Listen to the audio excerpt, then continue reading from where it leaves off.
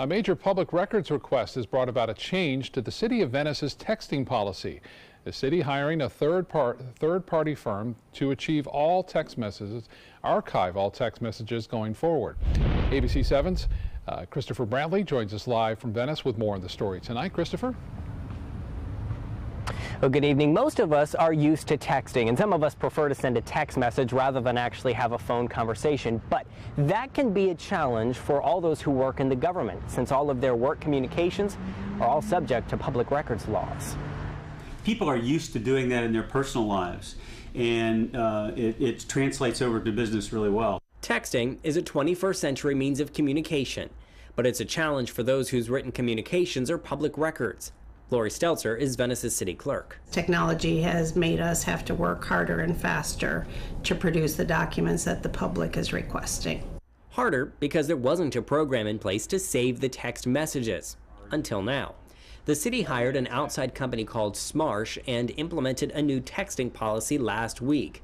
At the end of each day, Verizon Wireless will send a copy of each text sent and received to Smarsh to archive. They then will keep it as an indefinite archive. No, it's an unlimited archive, and it's fully searchable by telephone numbers, by keywords. Now, this all came up while Stelzer and her staff worked to fulfill a massive public records request by a Sarasota attorney.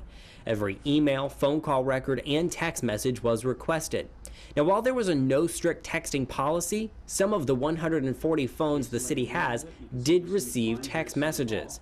But whether or not they responded will take time to determine. The public has the right to that information, and we want to make sure we can provide it to them in a timely and reasonable manner.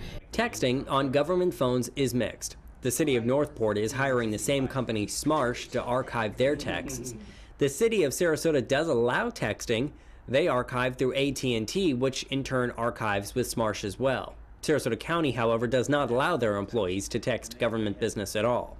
For Venice, they're spending a pretty penny on it. The setup was roughly $25,000 plus $8,000 a year, but the city says it's worth it. So then I don't have to go to various sources, contact each individual. It will be in one location. Now, another interesting thing here is even if a city employee deletes a text message off of their work phone, that message is still archived through the cell phone carrier and through this third-party company. Live in Venice, Christopher Brantley, ABC 7, your Suncoast News.